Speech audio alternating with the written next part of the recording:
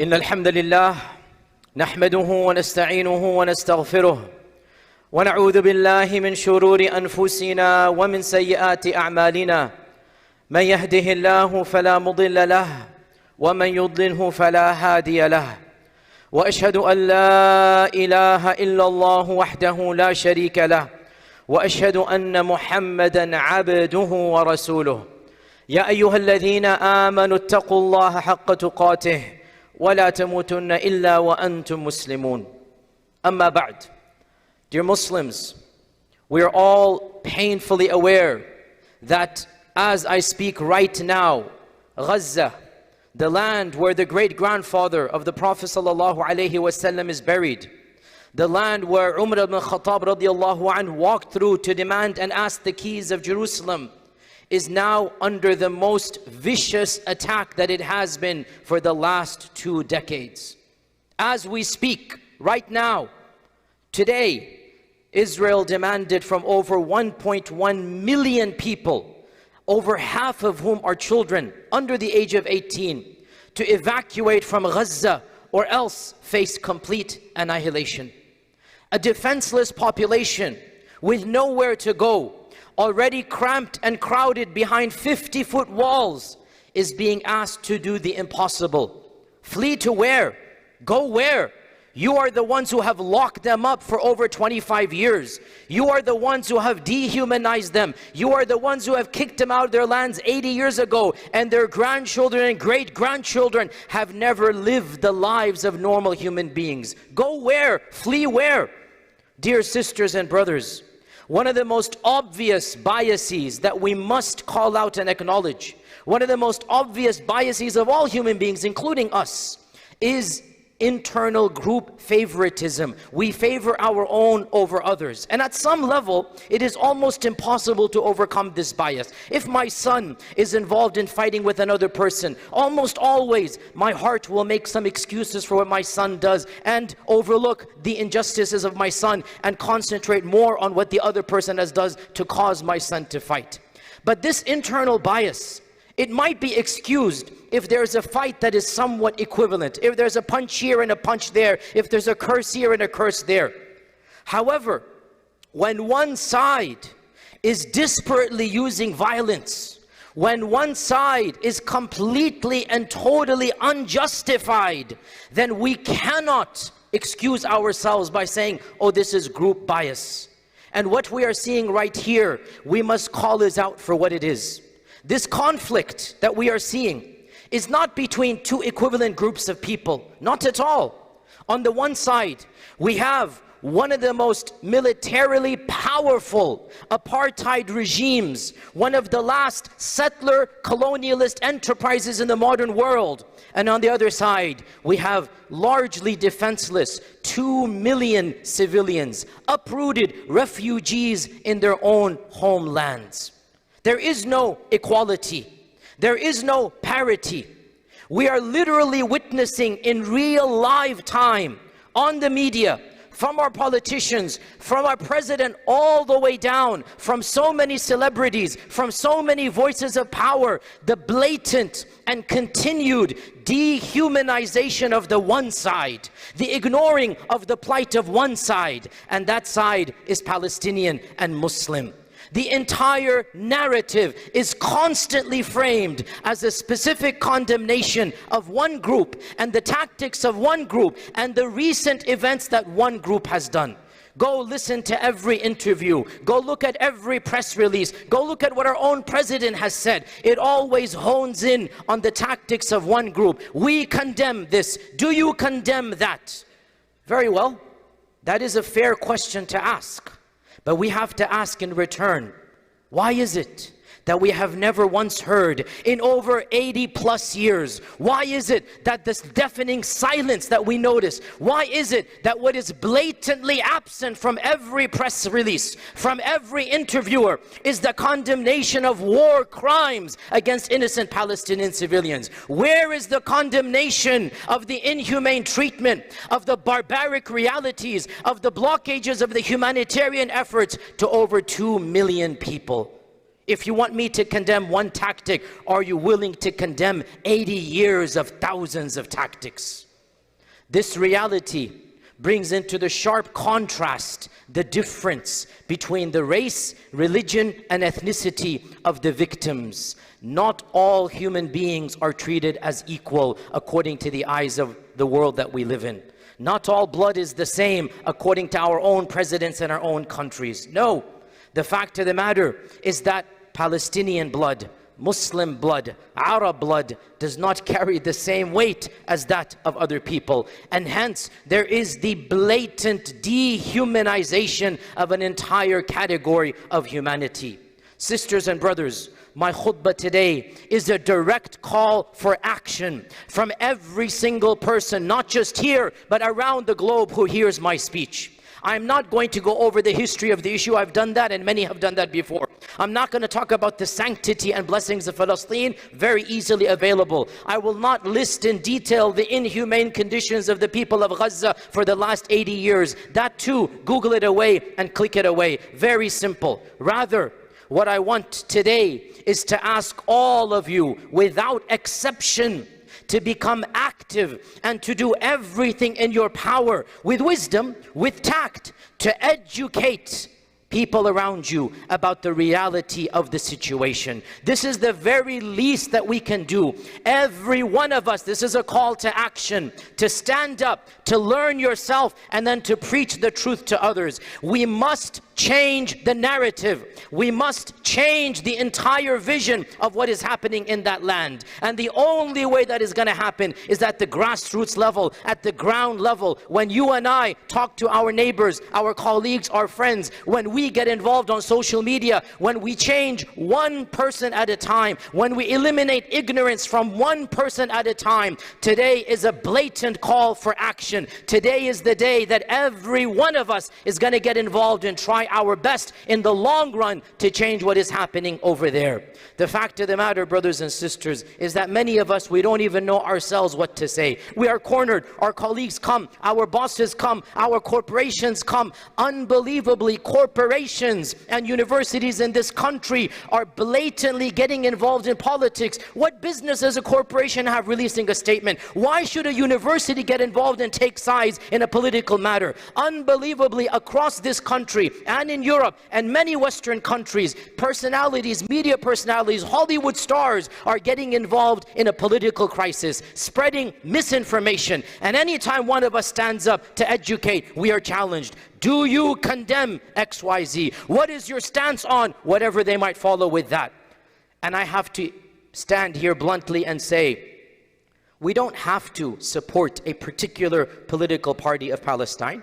We don't have to defend a particular tactic when we want to defend the human rights of 2 million people of Gaza.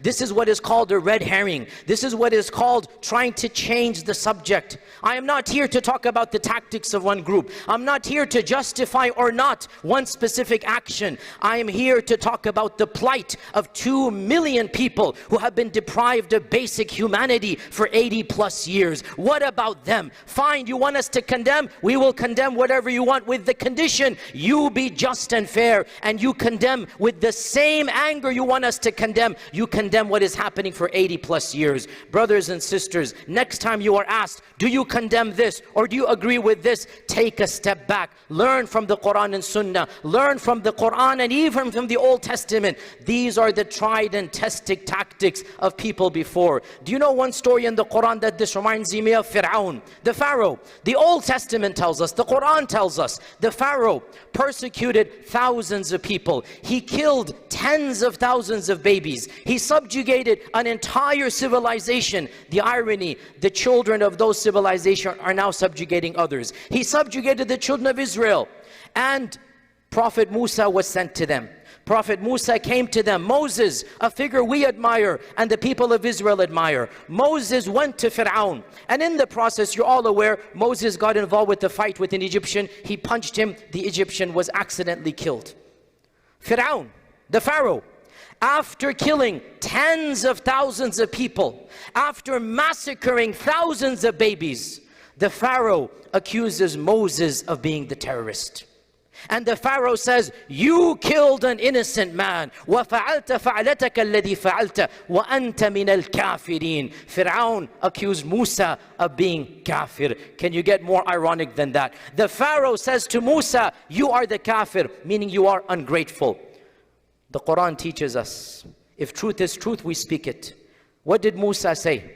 قَالَ فَعَلْتُهَا إِذَنْ. I did it, you're right. I accidentally killed somebody. وَأَنَا مِنَ الضَّالِّينَ. I made a mistake. But then he challenged the Pharaoh. And he went back to the Pharaoh. And he said, what right do you have to mention this one mistake of mine in light of all that you have done? وَتِلْكَ نِعْمَةٌ تَمُنُّهَا عَلَيَّ أَنْ عَبَّدْتَ بَنِي إِسْرَائِيلَ. You have subjugated the children of Israel. You have decimated and massacred them. By what right do you mention one small mistake and one small perk you gave to me in light of your own history? This is what the Quran teaches us. We flip the narrative. We change the script. Even if some of you feel we need to condemn a tactic, that is on you. Me personally, I will not apologize and I will not have anything to say about what subjugated people do. But if somebody feels that they need to do that, as long as you move on to the bigger picture and you say, okay, how about what is happening there for 80 years? The seerah teaches us a similar incident.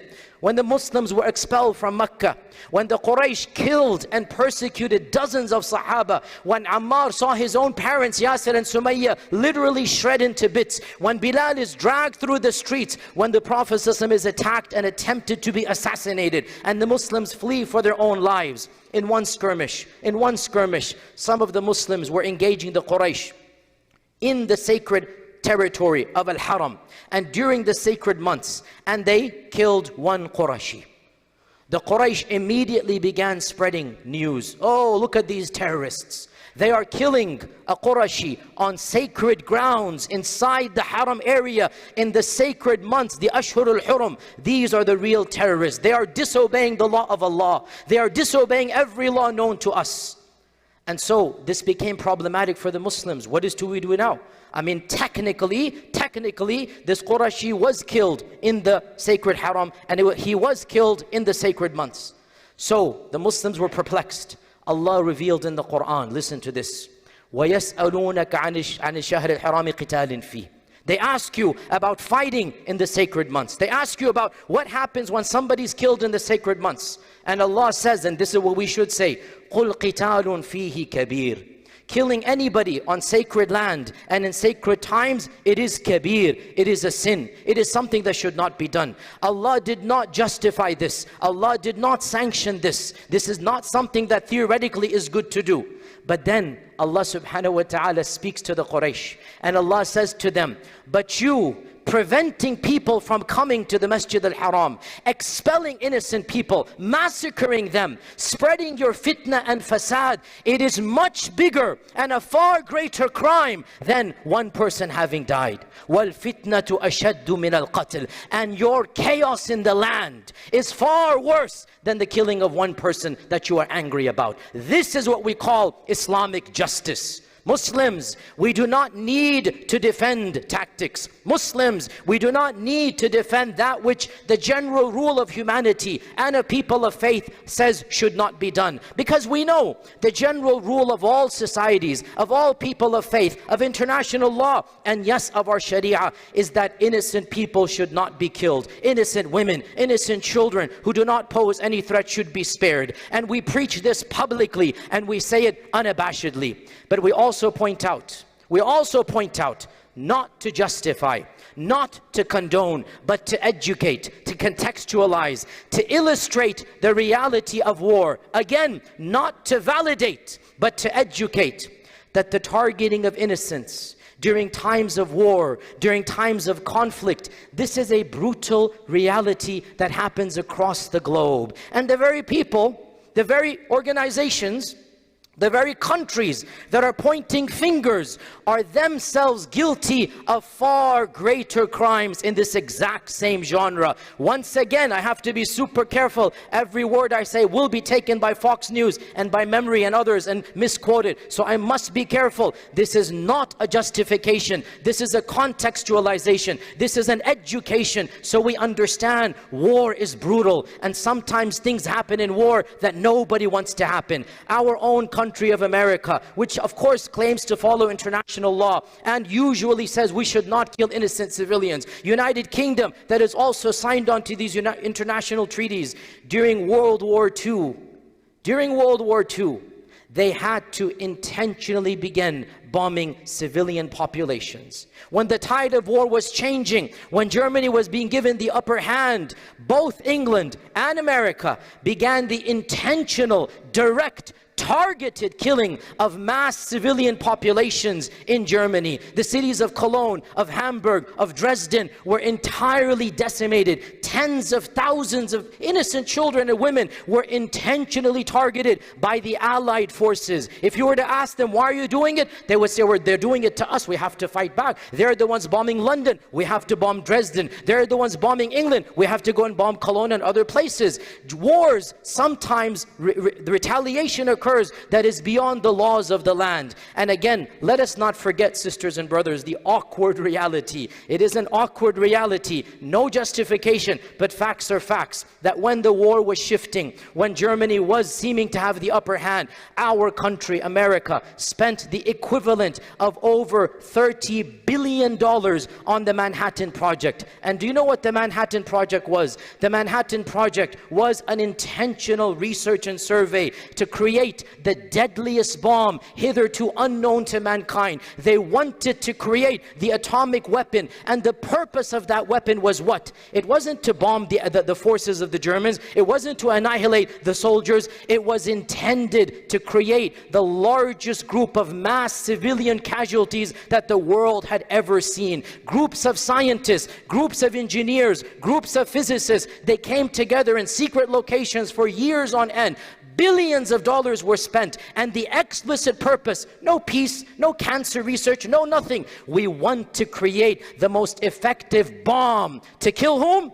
Civilians. And what happened? How did World War II come to an end? We all know this reality. Our country, with our tax-paying dollars, used the largest and the most effective and destructive weapons known to mankind, the atomic bomb, and intentionally targeted not the forces of the Germans, not the forces of the Japanese. They intentionally targeted 2 civilian cities, Nagasaki and Hiroshima, and over 250,000 women and children, innocent civilians, were intentionally targeted. The president and his advisor sat in front of a map and they debated the pros and cons of which city should be killed. Which American went to jail for that? Which American ever was court-martialed? Which country ever had to apologize for that? Again, this is not a justification, it is a contextualization. Those who point fingers, those who say, why are you killing innocent civilians? We say back to them, how come you did much worse during your own wars? If you thought you were justified because one of your naval bases was attacked, Pearl Harbor, if you thought you were justified in killing 250,000 people, I want that number to sink in,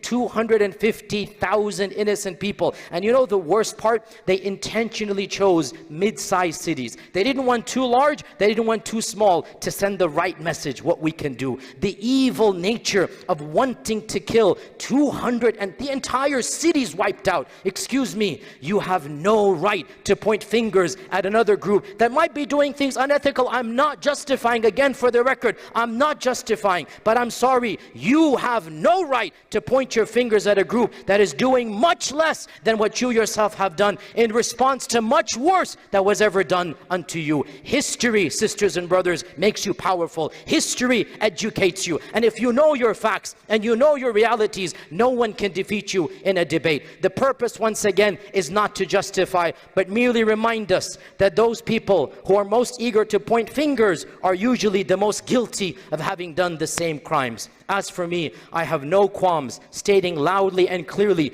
that the Quran teaches us, the Sunnah teaches us, the Seerah teaches us that the default is that during times of war, we're supposed to protect the lives of the innocent. But I merely educate, I merely push back and say, how come you are selective in applying these rules, throwing them in our faces, which we acknowledge these are legitimate rules, when you yourselves don't seem to care about the lives of 2 million innocent civilians? Where is your own supposed care? Where is your own alleged concern for the women and children when they belong to another ethnicity and another religious group? Muslims, always remember, Always remember this reality in this land. You don't need to be a Muslim to sympathize with one side. As I said, if the war was somewhat similar, we could understand the bias of each side. But there is no similarity. The fact of the matter is, every neutral person who examines the reality of this situation will come to the same conclusion. Always quote neutral experts and make sure you know these quotes. One of the greatest icons of our century, somebody whom the globe admires, is Nelson Mandela. Nelson Mandela spent 27 years in isolation. 27 years because he refused to sign a paper that said, because of the color of my skin, I'm not equal to you. 27 years he was in isolation. I visited his cell. It is smaller than the small little box that I'm in. I visited his cell and I stood there. He had a small window for 27 years. That was his outer reality to the world. He refused as a man of conscience to say, I am lesser of a human being. And when he was in jail, this country of ours and the United Kingdom and Canada and Australia all consider him a terrorist. You should know this. Our country considered Nelson Mandela to be a terrorist. Only when he was released and the tide of public tide was changed was he welcomed as a freedom fighter, was he welcomed as somebody who deserves the Nobel Peace Prize, and so on and so forth. Nelson Mandela was an ardent supporter of the Palestinian cause. Multiple times he would speak out and in support of our Palestinian brothers and sisters. And he said, and I quote, that the treatment of the Palestinians is the worst moral crises of our times. He said this after being in jail 27 years, after fighting the apartheid South African regime. He said the Palestinian plight is the worst moral crisis of our own times. Archbishop Desmond Tutu, the second most prevalent African freedom fighter. Desmond Tutu is the highest ranking member of the Catholic Church. He's passed away now.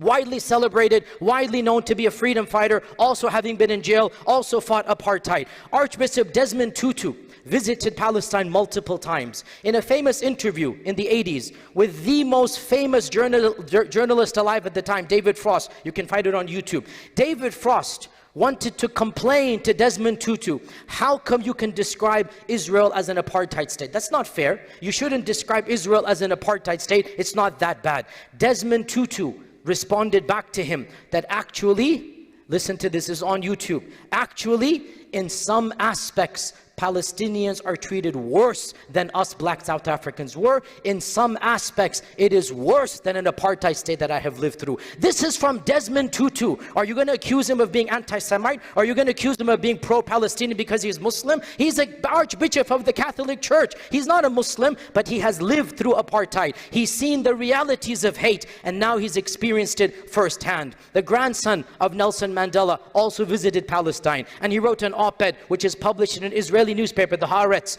and he wrote an op-ed and he said that what I have seen here is worse than the apartheid that I have experienced growing up. This is the grandson of Nelson Mandela. It is worse than the apartheid I have experienced growing up. Sisters and brothers, you don't need to be a Muslim to recognize the inhumanity of the situation. Know your people, know your quotes. Our own President Jimmy Carter, he visited those lands, and after he left office, he's still alive now. After he left office, he wrote a book. Do you know what the title of the book is? Peace, Not Apartheid. Peace, Not Apartheid. That is the title of the book. Our president, are you going to accuse him? He's actually a Christian believer. He's actually a supporter of the faith of Christianity. He's a known person who loves his faith and tradition. He's not a Muslim. And yet when he visited, he said, we cannot move forward with this apartheid regime. And he himself acknowledged that Gaza is the largest open-air prison in the world today. The largest open-air prison in the world today. And I can quote you on and on. Human rights, Amnesty International, on and on. But you know what the problem is, sisters and brothers? The awkward reality. Do you know what the root of the problem is? It's not religion. Frankly, it's not even fully political. The brutal and raw fact of the matter is that so many people on our side of the world, in spite of our education, in spite of our achievements, in spite of we're living in such an enlightened era, so many people are still completely and totally wed to the notion of the superiority of their own race over that of other people. The root of the problem, frankly, is a racist outlook on the Palestinians and the Arabs and the Muslims. The root of the problem is the superiority complex, that they don't view Palestinian blood and Arab blood and Muslim blood to be equal to their own. And therefore, when they see all that is happening, when they see all of the tactics, their hearts do not stir. There is no emotion, because they view themselves and their race and their faith as being more human than that of others. And this is what we see around us when we listen to interviews, when we see the tweets, when we see the endorsements from politicians. Subhanallah, sisters and brothers, you know, when we criticize Israeli policy, when we criticize aspects of what is happening there, we are accused of anti-Semitism. We are accused, oh, you guys are anti-Semitic. I will acknowledge, rarely this criticism is true. I will acknowledge sometimes some clerics and some people use a language that is not appropriate, and they talk about Jewish people altogether. And I say, no, our problem is not with Jewish people. It is not with Christian people. Our problem is with Zionism. In our lands of Islam, Jews and Christians lived peacefully. They lived as neighbors, as full citizens of an equal opportunity with everybody. Our problem is not with people of another faith. Our problem is with policies. So I admit, once in a while, you'll find a cleric, you'll find somebody who uses language that is not correct, and there is an element of anti-Semitism. However, let us flip the script. Let us flip the script. You say we are anti-Semitic when we point out problems with Israel. Let me flip the script.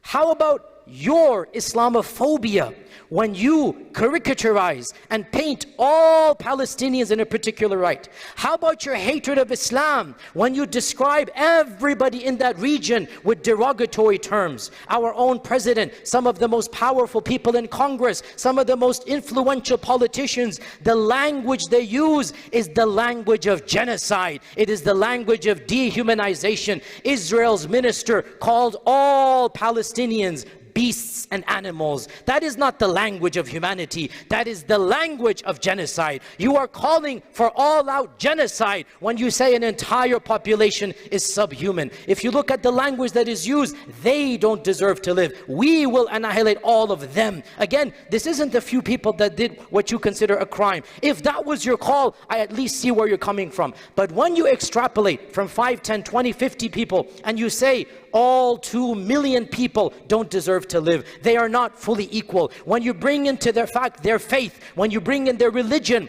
and you say they should be given hell, as the pseudo-intellectual Jordan Peterson said, he literally tweeted to Netanyahu, give them hell. Them is who? All Palestinians. We see the reality of their hatred. It's not about truth and justice. It is frankly about a superiority complex. They literally believe they are better than everybody else, and therefore the life of a Palestinian, the life of an Arab, the life of a Muslim in their eyes is not the same as their own lives. But sisters and brothers, I want to conclude the first khutbah with a little window of hope.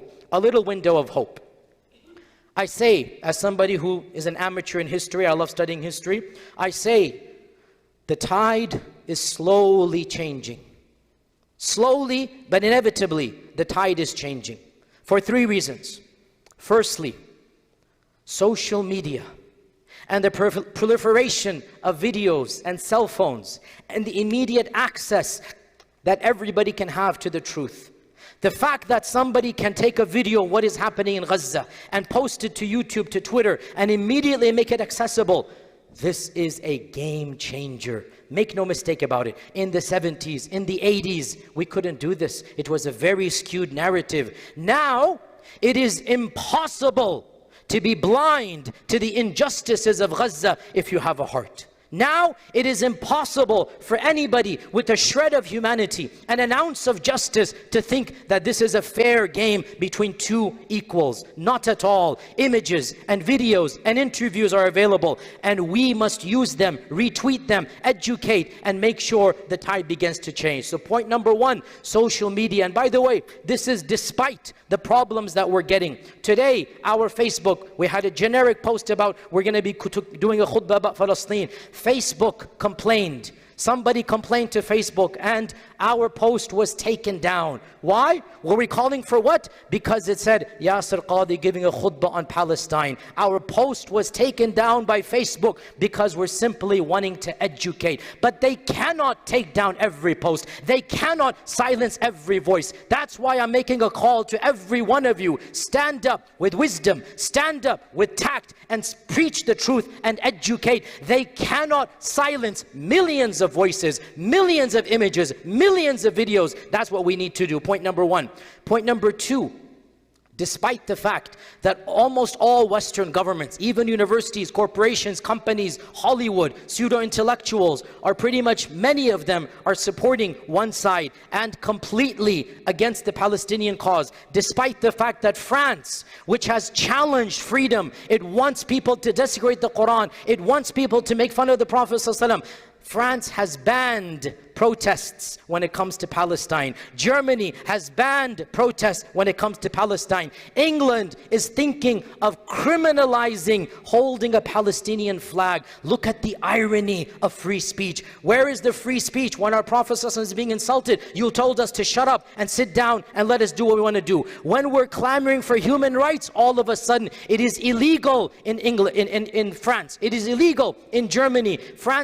England is talking about it, and even in our own home countries things are going back and forth. However, with all of that, I still say that never have we had so many public people and intellectuals and leaders and organizations speak on behalf of the truth. So yes, compared to the 70s and 80s, we actually have a lot more people, a lot of fair journalists, a lot of organizations preaching the truth. You cannot cover up the truth forever. And this harsh media assault by our politicians, by these right-wing organizations, frankly, it is a sign of desperation. They know they have to be super harsh, but they cannot silence millions of voices. So point number two, we actually do have people supporting us. And point number three, and one of the main points I want to make here, sisters and brothers, it's no longer the 1960s and 70s.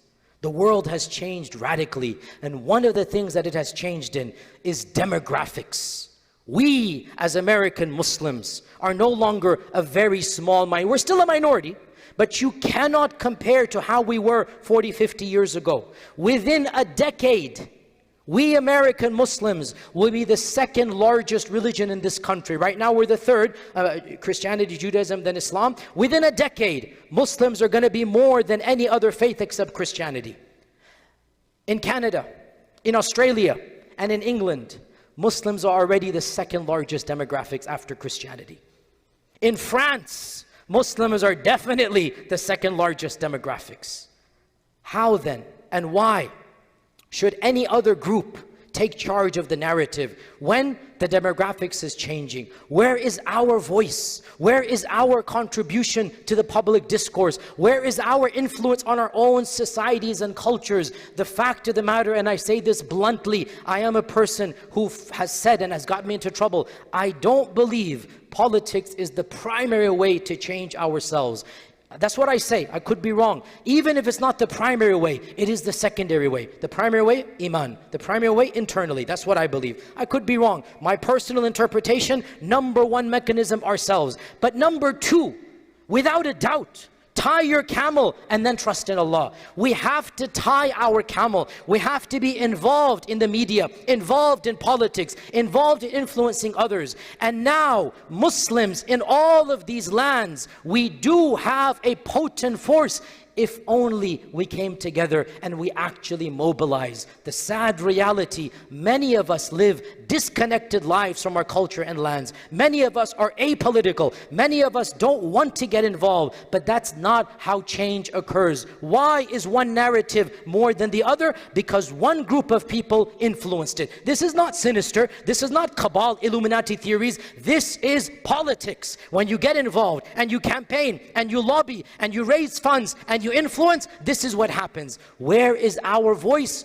Almost absent. That needs to change. And I say this as somebody who bluntly believes politics is not the primary mechanism, but is the secondary one. So sisters and brothers, one of the wisdoms of trials and tribulations is people of truth, people of courage, people of integrity, they come to the forefront. During trials, we separate the munafiq from the true person. We separate the coward from the brave person. We are currently witnessing such a trial. Our masjid has been threatened today for this khutbah. You guys don't know about this, I'm telling you. It has been threatened today. Not violence, but attack, protests and very evil things I don't want to mention here. I have been threatened. Others are being threatened. We don't have the luxury to remain silent. They are scared. They're scared because our numbers are increasing, because the truth is on our side, because they cannot cover up the truth if every one of us stands up and speaks the truth. So during these times of evil, during these times of chaos, I encourage every one of you to be brave, to educate, to put your trust in Allah, and to be a beacon of hope and a beacon of truth during these dark times. May Allah subhanahu wa ta'ala bless me and you with and through the Quran, and may He make us of those who His verses they understand and applies halal and haram throughout our lifespan. Ask Allah's forgiveness. You as well ask Him for His the Ghafoor and the Rahman.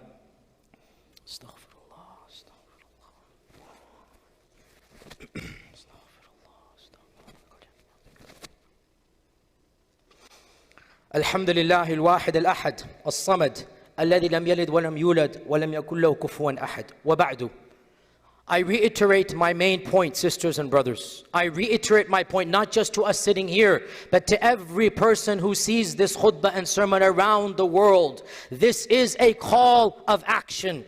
We cannot help our brothers and sisters physically over there. We cannot do so for many reasons. In fact, what is even more painful, we cannot even raise funds that will reach them. Right now, I'm sorry to be blunt with you, nobody can raise funds, and actually, you can raise funds, it won't reach them right now. Right now, I just spoke with my own organizations and agencies, there is a blockade. There is an international blockade. You cannot give baby powder to babies. You cannot give medicine to children. You want to talk about inhumanity? This is the inhumanity. Raise as much funds as you want. Right now, it will not reach them. Don't be discouraged to raise funds. Raise funds. When the blockade is lifted, that will come immediately. But understand what I'm saying. As we speak, no food parcel can be delivered to Gaza. No aid can go to Gaza. Nothing can go there. So what can we do?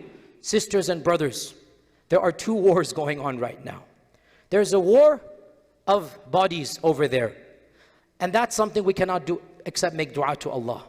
But there's another war, a war of the minds, a war of the media, a war of perception, a war of influence. And I say bluntly and boldly, we have to be involved in this other war. Now I know Fox is going to take this clip. Memory, which is the Joseph Goebbels of our times, will take this 10-second clip and twist it and say I'm calling for war. So that I say clearly and unequivocally, the war that I'm calling for is not a Sharia-based influence. This is not radical jihad. What I'm calling for is for us to stand up and be quintessentially American, be a part of the democratic process, be a part of campaigning, be a part of media influencing, be a part of public perception. This is the war that I'm calling for. I'm not calling for any violence. I'm calling for us to understand there's a reason why some interests are being served and others are not. And we cannot be silent. This is our country in the end of the day. And enough is enough with the lies and the propaganda and the smear campaigns for decades against innocent people. We of this land have the exact same rights and the exact same privileges as all other people. And if we unite together, not only as Muslims,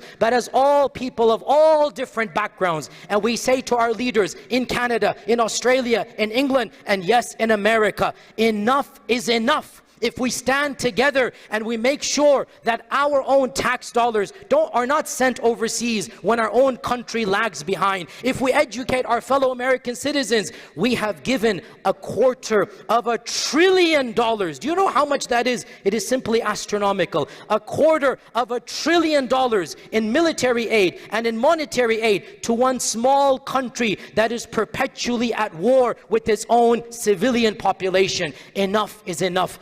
Muslims, people of all faiths, why should my tax dollars go overseas? Forget who's right and wrong. I have a right, and you have a right to petition, to demand, to elect people who serve our interests. I have a right that my money is spent not to build prison walls over there, but to build schools over here. Not to send bombs to kill over there, but to build better hospitals to cure over here. Why should I spend billions of my tax dollars over there when our country is lagging behind in education, in healthcare.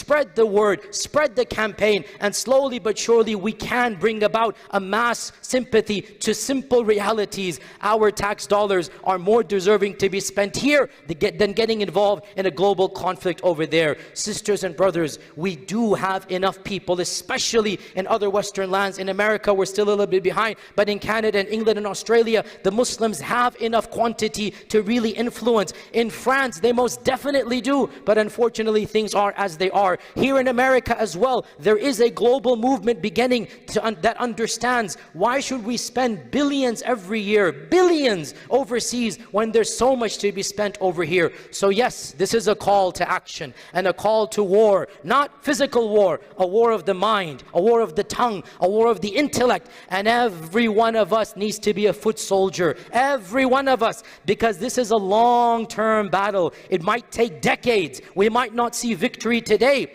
but if every single one of us begins influencing the people around us, inshallah, a change can be made. And we need allies. This isn't a Muslim cause. This isn't an Arab cause. This is a human cause. It is true to state, even if you take religion out, even if you take ethnicity out, this is a human cause. So we appeal to all people, people of no faith. We appeal to Christians. See how Christians are being treated in that land. We appeal to members of the Jewish faith who have conscience, who believe in the God of Abraham, who know from history what persecution means, and especially to our Jewish brethren and sisters who understand this reality. I have visited Auschwitz and Dachau. I have visited the death camps. I have heard directly from Jewish survivors of the Holocaust. I have seen a person take his hand and show me the tattoo that the Nazis have done. There's a picture of that in the New York Times. And I see what hate can do. But I say loudly and clearly to my Jewish brethren, you cannot invoke the memory of a Holocaust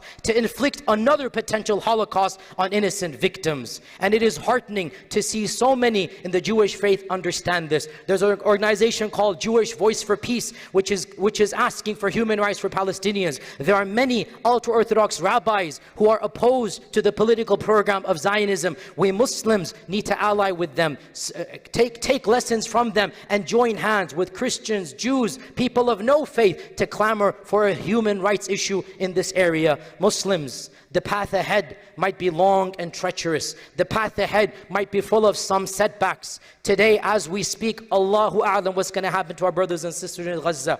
But the long-term war is not judged by one battle. We might lose a few battles. May Allah protect and may Allah forgive and may Allah bless. We might lose battle today, but the war in the long term is going to be won. The war of minds, the war of truth, the war of justice. Why?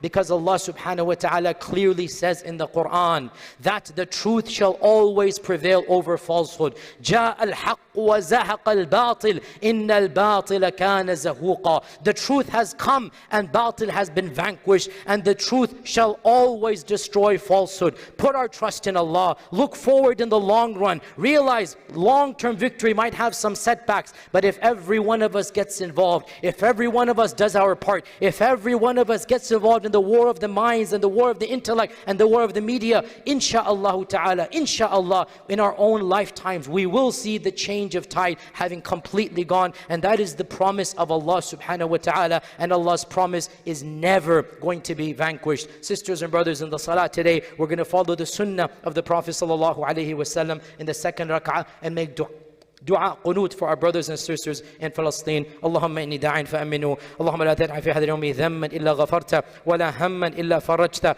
wa la daynan illa qadayta, wa la maridan illa shafayta, wa la asiran illa yassarta. Allahumma ighfir lana wa li ikhwanina alladhina sabaquna bil iman, wa la taj'al fi qulubina ghillan lil ladhina amanu. Rabbana innaka ra'ufur rahim. Allahumma ansur ikhwanana al-mustad'afina fi Palestine ya Allah. Allahumma ansur ikhwanana fi Gaza ya Allah. Allahumma ansurhum ala aduwika aduwwihim يا قوي يا عزيز. عباد الله، إن الله تعالى يأمر بالعدل والإحسان وإيتاء ذي القربى وينهى عن الفحشاء والمنكر والبغي يعظكم لعلكم تذكرون. اذكروا الله العظيم يذكركم واشكروه يزد لكم ولذكر الله تعالى أكبر. وأقم الصلاة.